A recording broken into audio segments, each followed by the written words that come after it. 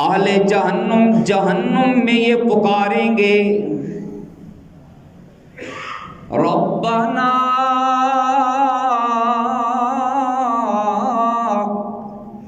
اے ہمارے رب امتنا اثنتین تو نے ہمیں 2 مرتبہ موت دی ہے 2 مرتبہ وَأَحْيَيْتَنَا اثْنَتَيْنِ اور 2 مرتبہ تو نے ہمیں زندگی بھی دی ہے فَاعْتَرَفْنَا بِذُنُوبِنَا دنیا کی اس چند روزہ زندگی میں جس موت کے بعد کی زندگی کا ہم نے انکار کیا تھا آج ہم نے اپنی آنکھوں سے دیکھ لیا ہے فَاعْتَرَفْنَا اقرار کر رہے ہیں ہم اعتراف کر رہے ہیں ہم بِذُنُوبِنَا اپنے گناہوں کا اقرار کر رہے ہیں اے ہمارے مالک اے ہمارے مولا فَهَلْ إِلَىٰ خُرُوجٍ مِّن سَبِيلٍ کیا اس مقام سے کیا اس عذاب سے نکلنے کی بھی کوئی صورت ہے یا نہیں؟ قرآن ان کی صدا کو ان کی ندا و پکار کو بیان کرتا ہے اور قرآن یہ کہتا ہے کہ وہ کہیں گے آپ نے ہمیں 2 مرتبہ موت دی 2 مرتبہ زندگی دی ایک موت نام و نشان کے ختم ہو جانے کا نام ہے ایک موت زندگی سے پہلے کی حالت کا نام ہے جب دنیا میں آنے سے پہلے نام و نشان نہیں تھا تذکرہ نہیں تھا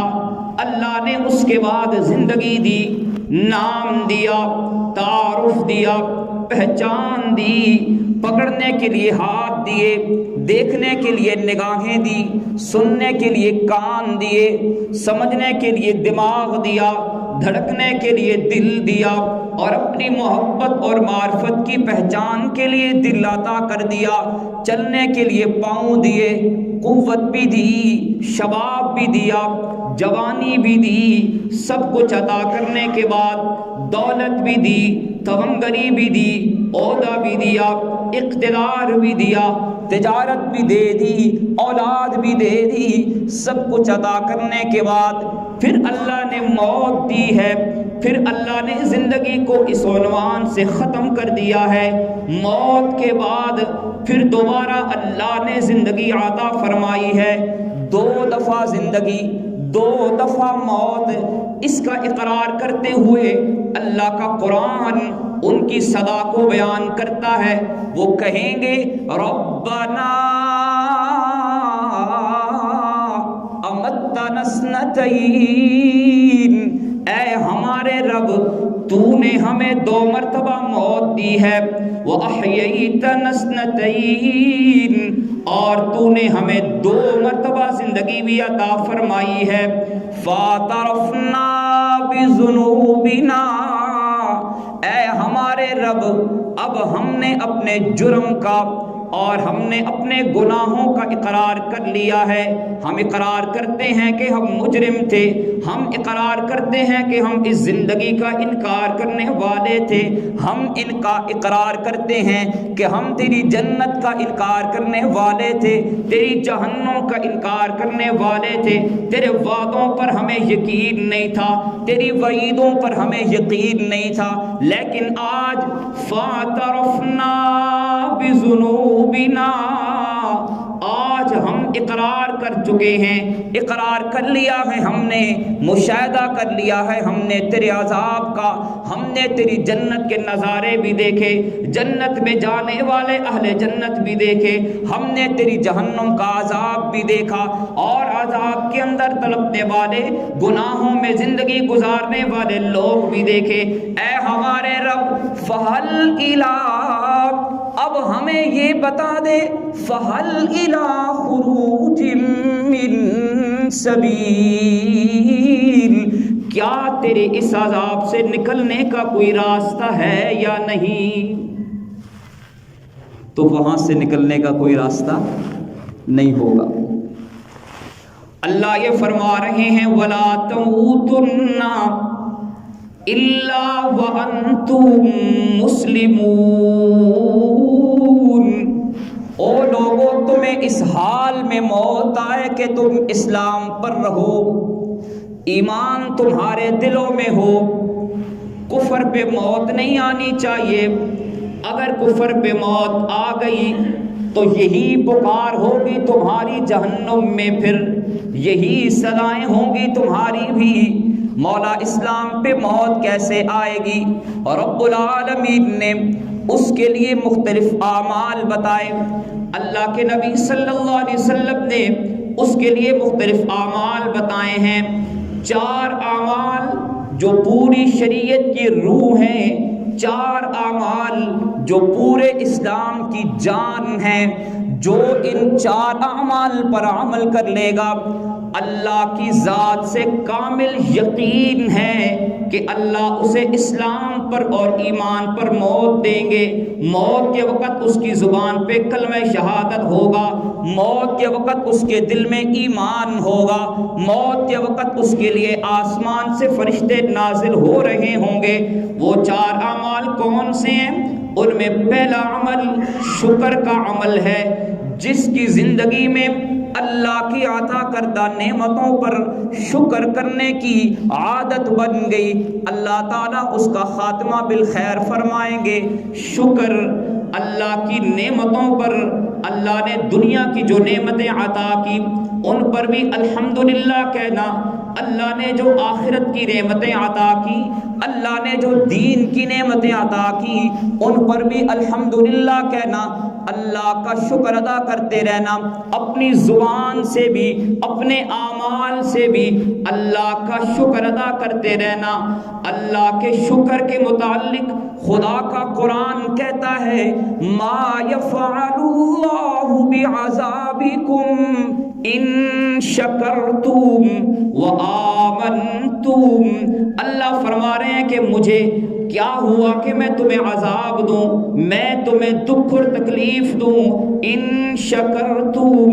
اگر تم شکر کر رہے ہو، وآمنتم، اور دل میں ایمان بھی ہو۔ ایمان کی حالت میں اللہ کا شکر ادا کرنے والے اللہ کے عذاب سے محفوظ رہا کرتے ہیں۔ فرمایا لَإِن شَكَرْتُمْ، اگر شکر کرو گے، لَأَزِيدَنَّكُمْ، جو کچھ دیا ہے ہم اس سے اور بڑھا کے عطا فرماتے رہیں گے۔ اور شکر یہ ہے کہ اللہ نے جو نعمتیں عطا کی، اللہ کی ان نعمتوں پر بارگاہ الہی میں سجدوں میں زیادتی ہوتی جائے، یہاں نعمتیں بڑھتی گئی، وہاں رات کی عبادت بڑھتی جائے، یہاں دولت بڑھتی گئی، وہاں خیرات بڑھتی جائے، یہاں انعام اکرام ہوتا چلا گیا، وہاں سجدے بھی بڑھتے چلے جائیں۔ اللہ کی ذات عالی پر شکر ادا کرتے ہوئے زبان سے الحمدللہ بھی کہا جائے۔ اللہ نے اپنی پاک کلام قرآن مقدس کو آسمانی کتب کا سردار بنا کر نازل کیا، اور اس کا آغاز کرتے ہوئے ارشاد فرمایا الحمدللہ،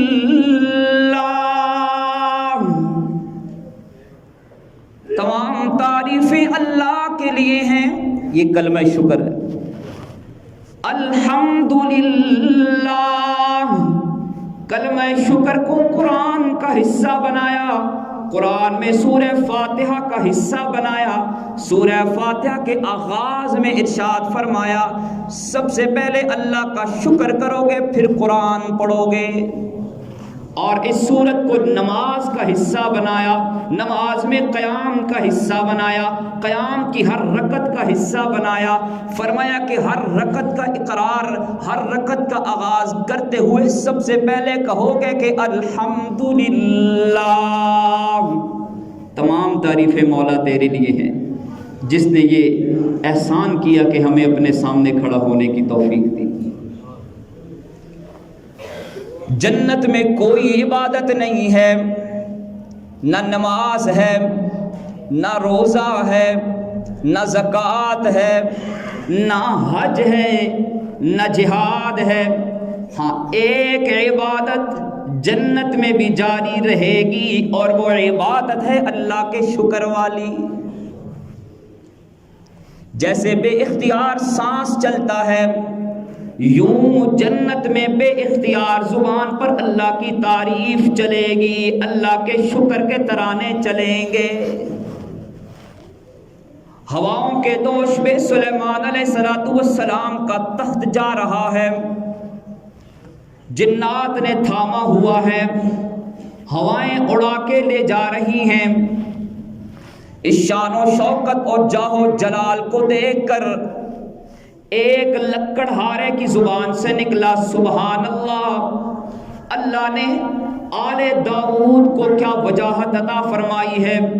کیا حکمرانی عطا کی ہے۔ ہواؤں نے اس کا یہ جملہ حضرت سلیمان علیہ السلام تک پہنچایا، فرمایا کہ میرے تخت کو یہی اتار دو۔ تخت اتارا گیا، اس لکڑہارے کو بلایا گیا، اس غریب شخص کی ٹانگیں کانپنے لگی، وہ کہنے لگا کہ میں نے کیا جرم کیا ہے جو آپ نے بلایا ہے۔ سلیمان علیہ السلام نے فرمایا کہ تو نے میرے لشکروں کو دیکھا ہے، جاہ و جلال کو دیکھا ہے، وسیع و عریض سلطنت کو دیکھا ہے، لیکن یاد رکھ تیری زبان سے جو ایک مرتبہ سبحان اللہ کا لفظ نکلا ہے، اس کی وجہ سے جو اللہ نے تجھے درجے اور شان عطا کی ہے وہ میرے ان لشکروں سے کہیں زیادہ ہے۔ اعملوا آل داؤد شکرا۔ آل داؤد کو اللہ نے شکر ادا کرنے پہ کیسی عزتیں عطا فرمائی۔ تو شکر ایک ایسی عبادت ہے جو انسان کا مزاج بن جائے۔ صبح اٹھیں، آپ نے دیکھا سب کچھ صحیح سلامت ہے، سب سے پہلے زبان پر آنا چاہیے اللہ تیرا شکر ہے، الحمدللہ۔ اس کے بعد آپ جاب کے لیے جانے لگے، گاڑی ٹائم پر مل گئی، سیٹ ملی، سب کچھ مزاج کے مطابق ہو رہا ہے، اللہ کا شکر ادا کریں۔ غرض ہر مقام پر ہر وقت اللہ کا شکر ادا کریں، یہاں تک کہ مسجد میں آئیں تب شکر ادا کریں، کھڑے ہوں تب شکر ادا کریں۔ شکر ہے میرے مولا تو نے اپنے سامنے کھڑے ہونے کی توفیق عطا فرمائی ہے۔ سب کچھ اللہ کی توفیق سے ہو رہا ہے، اس